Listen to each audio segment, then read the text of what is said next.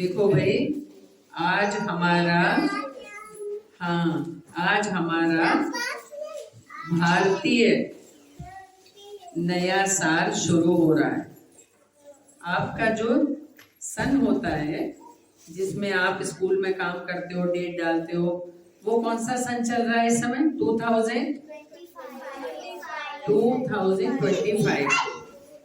कितने महीने होते हैं? 2025 मंथ कितने होते हैं एक साल में? 12। सबको याद है? जनवरी, फरवरी, मार्च, अप्रैल, मई, जून, जुलाई, अगस्त, सितंबर, अक्टूबर, नवंबर, दिसंबर। सबको याद है? हिंदी हिंदी वर्ष का किसी को याद है?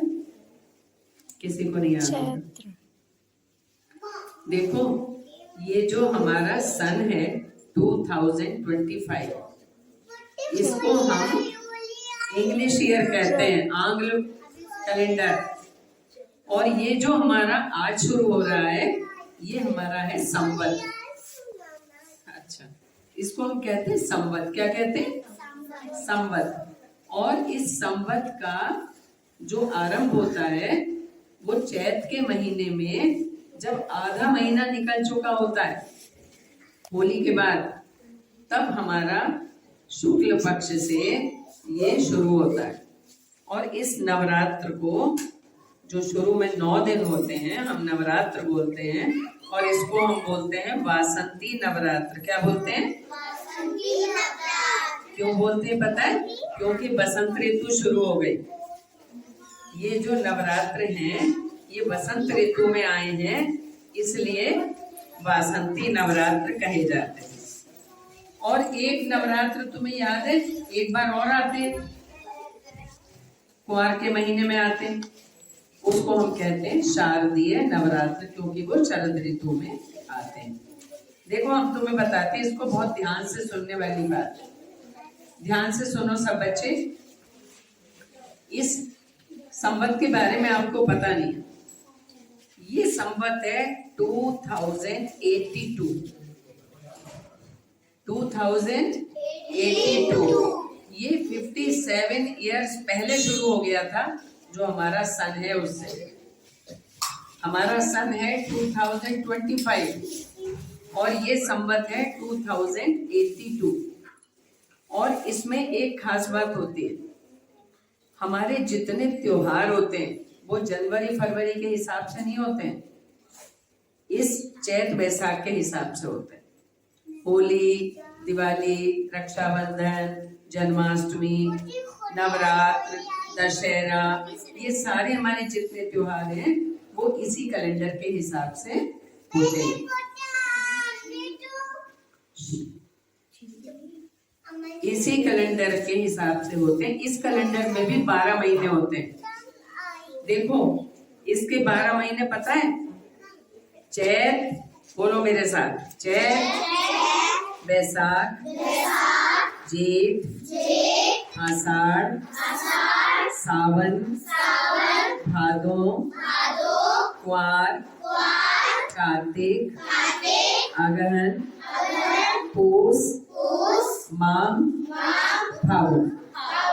12 हो गए। इसमें भी 12 महीने होते हैं, उसमें भी 12 महीने होते हैं। इसका जो सिस्टम चलता है संवत का, ये सूर्य और चंद्रमा के हिसाब से चलता है। हमारे जो त्योहार होते हैं ना, चंद्रमा के हिसाब से होते हैं ना। करवा चौथ होता है, चांद के हिसाब से होता है, चांद देख के खाना खाते हैं। गणेश चौथ होती है, चांद देख के खाना खाते हैं, चंद्रमा के हिसाब से होते हैं। और हमारा सूर्योदय और चंद्रोदय, ये दोनों अखबार में भी लिखे होते हैं, पंचांग में भी लिखे होते हैं। और वही हफ्ते में 30 दिन इसमें भी होते हैं, उसमें भी होते हैं। इसके किसी महीने में थोड़ा बहुत कम होने के बाद में हर तीसरे साल 1 महीना बढ़ जाता है।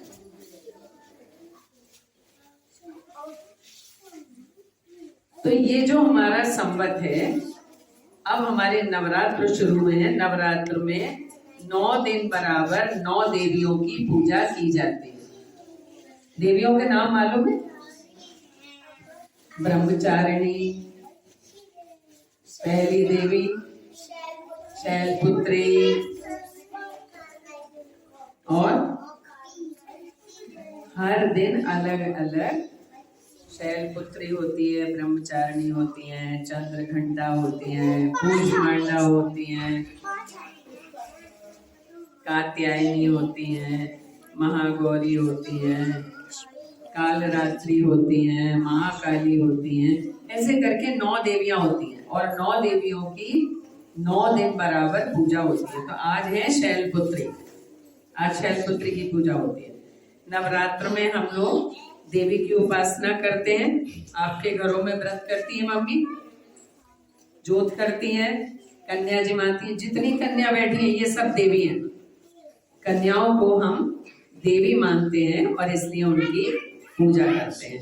तो हम आज आपको इस नए संवत की बधाई देते हैं और इस नए संवत में आप अच्छे अच्छे काम करें, अच्छी अच्छी सफलता प्राप्त करें और स्वस्थ रहें, खूब मस्त रहें, व्यस्त रहें और ये संवत आपको मंगलमय हो। जैसे हम हैप्पी न्यू ईयर कहते हैं, ये हमारा नव संवत मंगलमय हो। ठीक है, तो इसका क्या होता है पता है? जिस दिन ये संवत शुरू होता है उसी दिन जिसका वार होता है वो राजा होता है।